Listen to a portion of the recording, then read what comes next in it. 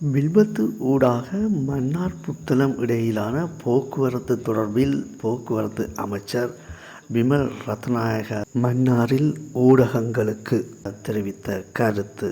පළවෙනි කාරණය අපි පිළිගන්නවා මන්නාරමට විශේෂයෙන්ම කොළඹ නුවර ඒ වගේ පැතිවල ඉඳලා විශේෂයෙන්ම එනකොට කොළඹ ඉඳලා එනකොට மன்னார் புத்தளம் வீதியூடான போக்குவரத்து இடம்பெறாமல் இருப்பது மன்னார் மக்களுக்கு மிக பெரும் சிரமமாக இருக்கிறது என்பதை நாங்கள் ஏற்றுக்கொள்கின்றோம். ඒ ප්‍රශ්නය අපි පිළිගන්නවා.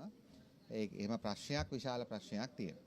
ඒ වගේම විල්පත්තුව මේ අබේ භූමිය මැද්දෙන් ජනතාව කාලයක් තිස්සේ පාර පාවිච්චි කරලා තියෙනවා කියන එකත් අපි දන්නවා. ඒ නිසා සමහර පාරවල් වලට එහෙම අවසර දීලාත් තිබෙනවා. ඒ වගේම අපි හොඳටම දන්නවා පාරිසරික හේතු මත மக்கள் நீண்ட காலமாக வில்பத்து சரணாலயத்தினூடான இந்த பாதையை பயன்படுத்தி வந்திருக்கிறார்கள் என்பதும் எங்களுக்கு தெரியும். சுற்றுச்சூழல் காரணங்கள் மற்றும் தொல்பொருள் காரணங்களினால் சில பாதைகளுக்கு அனுமதி வழங்கப்படாமல் இருக்கிறது.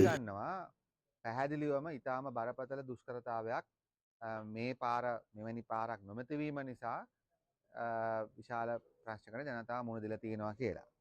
அதற்காக இது மன்னார் மக்களுக்கு மட்டும் நடக்கும் அநீதி என்று நான் நினைக்கவில்லை. ஆயினும் இந்த பாதையூடான போக்குவரத்து இல்லாததால் மக்கள் எதிர்நோக்கும் கஷ்டங்களை நான் தெளிவாக புரிந்து கொள்கிறேன்.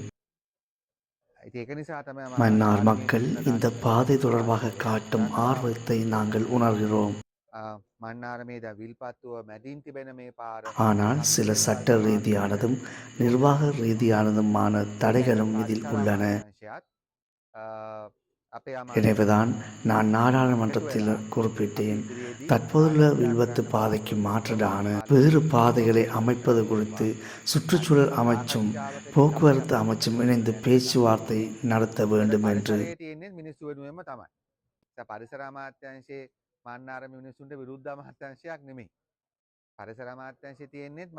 மன்னார் புத்தளம் வீதியூடான போக்குவரத்து பிரச்சினைக்கு உரிய தீர்வை காண்பதற்கு இந்த ஆண்டு நிதி ஒதுக்கப்படும்.